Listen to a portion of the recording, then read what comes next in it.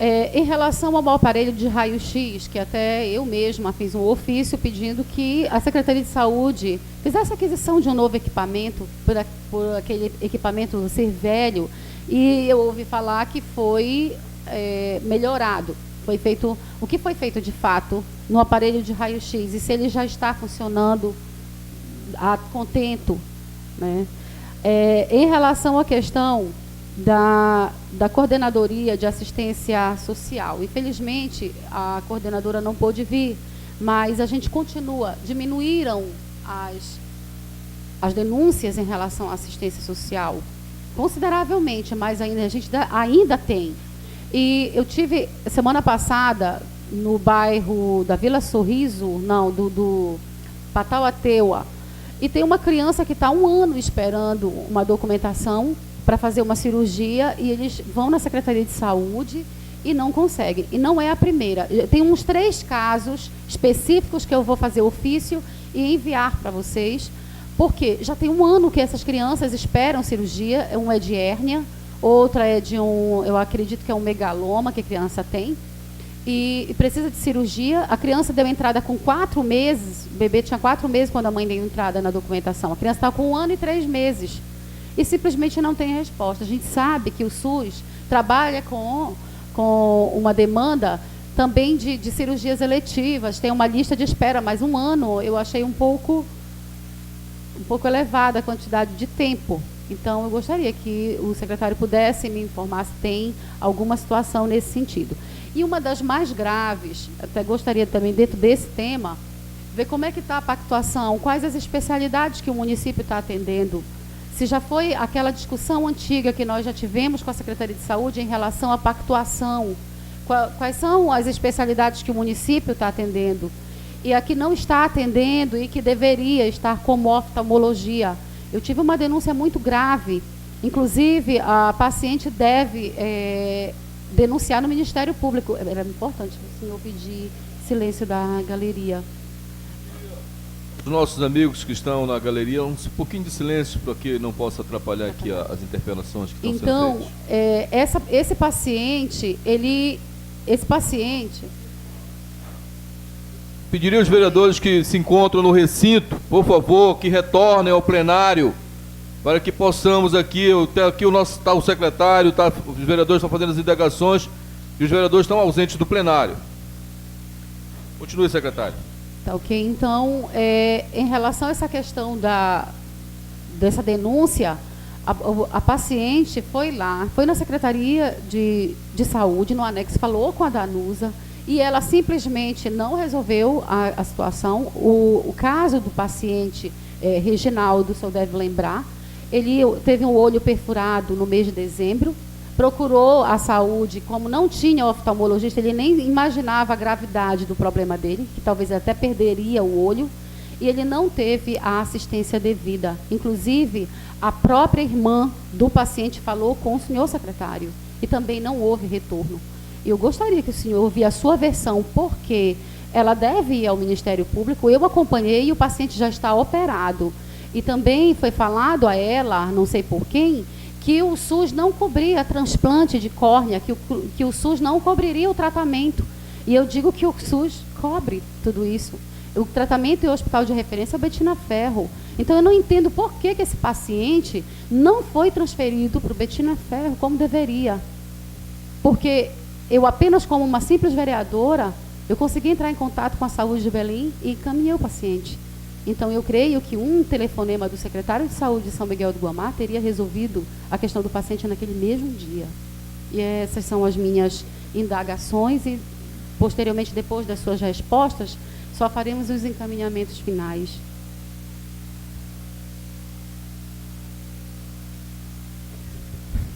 Vamos lá. Vou começar do final para o começo. Vamos lá. Paciente de oftalmologia. Eu não vou nem retrucar, que não adianta, Campo. Vamos lá. O paciente de oftalmologia, vereador. Deixa eu lhe dizer o que é que aconteceu. O que me ocorreu. A irmã desse paciente chegou lá comigo, dizendo assim: secretário, você precisa me ajudar porque o meu irmão precisa fazer um transplante de olho. Transplante de olho. A senhora acabou de dizer que a senhora quer ouvir a minha versão. Transplante de olho. Disse, mas minha querida, me conte primeiro o que aconteceu. Meu irmão estava trabalhando com maquita, cortando uma lajota, algo se deslocou e entrou no olho dele. E ele precisa fazer um transplante. E eu já fui numa clínica em Castanhal por nome CEOP.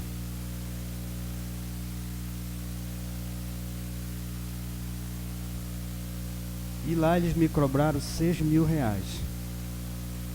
Disse, minha querida, primeiro você me deixa um pouco meio atônito e atordoado, porque eu nunca vi, eu não sei se eu vou exagerar, eu nunca vi transplante de olho entre intervivos.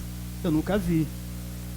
Quem vai se doar, até o próprio irmão, o pai ou a mãe, vai se doar para dar um olho seu para o outro seu irmão. Tudo isso eu fiz para ela. Eu disse, minha querida, não existe transplante de olho intervivos. Porque o transplante, quando acontece intervivo, é de rim. Se for em crianças, se for compatibilidade, por exemplo, do pai, da mãe, pode ser feito do fígado. Mas de outros órgãos é meio complicado. Mas eu posso lhe ajudar, eu vou tentar ver o que é que eu posso. Vou entrar em contato com a doutora diretora do DDSS, doutora Débora Jales, para saber o que ela pode me fazer para me ajudar, já visto que ela trabalha no setor que regula todos os serviços de saúde no estado do Pará, porque eu torno a insistir, eu desconheço o transplante de olho entre intervivos, entre pessoas vivas.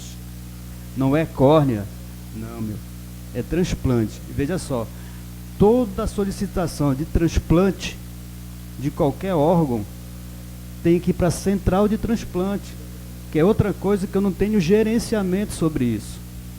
Sei da necessidade, sei da urgência, sou solidário com o seu irmão, com a senhora, mas não tenho gerenciamento sobre a central. Como é que eu vou impor que pela necessidade que a senhora está me colocando aqui, o seu irmão, em tese, se tivesse numa fila de 100, pudesse passar para a primeira? Eu não posso. Posteriormente, essa senhora chegou, aí está um laudo aqui, aí já está o laudo.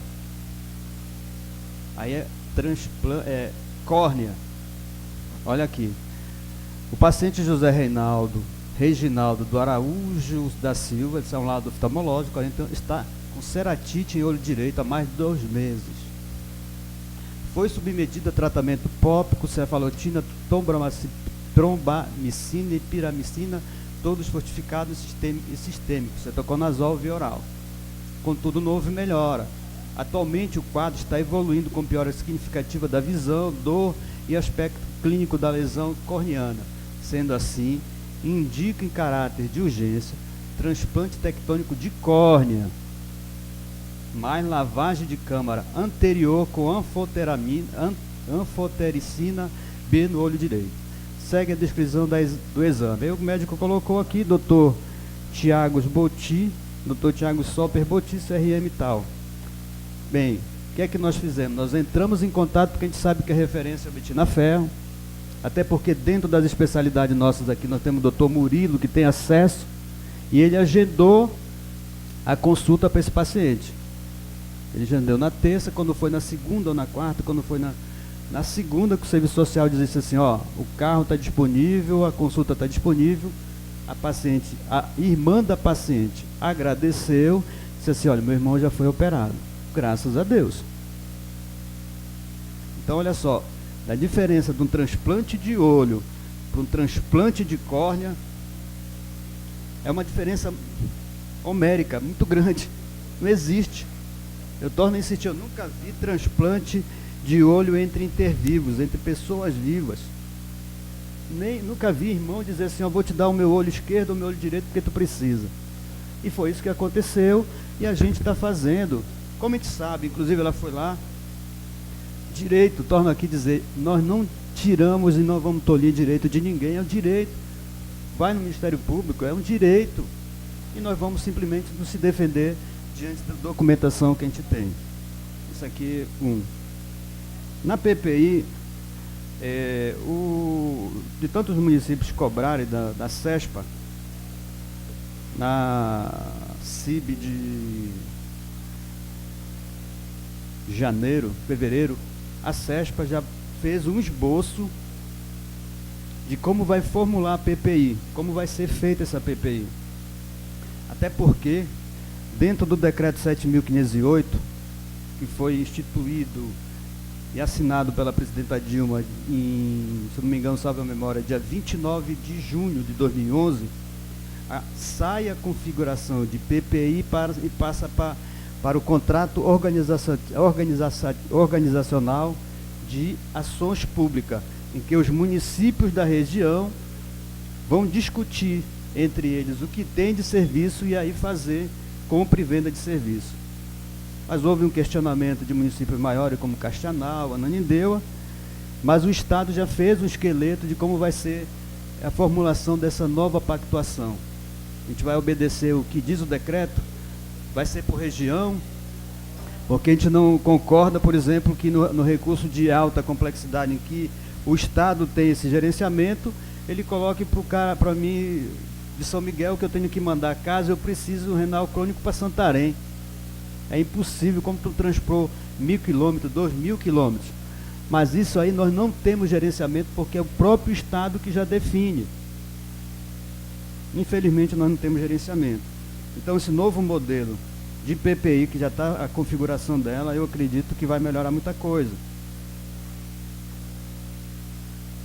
A diminuição das denúncias com relação ao serviço social, eu fico contente, já recebi um elogio aqui do vereador Elias com relação ao tratamento que foi dispensado a ele pelo médico. Eu queria que ele não fosse só dispensado ao vereador Elias, mas todos. Isso, mas sim a todos, isso é muito bom ouvir isso, também muito bom ouvir que já diminui esse tipo quantitativo de denúncia, mas a gente não pode se esquecer que esses procedimentos eletivos, vereadora, infelizmente, o próprio Ministério determina, tu fica como eletivo na lista de eletivo, tu procura o serviço público até dentro da resolutividade que ele tem, dizer assim, isso saiu da situação de eletivo e vai para a urgência, tu tem que ser operado. Enquanto eu não correr risco, aquele usuário disso, ele configura como paciente eletivo. E é muito estressante, não só para o usuário, como para a gente, diante dessa situação. O Estado, em reunião com os municípios da BR-010, está tentando resolver isso, dessa demanda reprimida que tem, através do Hospital Regional do Leste, e também tentando efetivar o funcionamento do hospital público que é do Estado em Ipixuna do Pará. Foi feita uma reunião com os municípios da BR-010, mais outros municípios, para se discutir de que forma poderia se fazer o funcionamento desse hospital, que, se algum dos senhores já tiver oportunidade, pode ir lá, é uma coisa fenomenal. Que dera tivesse um hospital daquele aqui em São Miguel, mas a gente tivesse o aporte.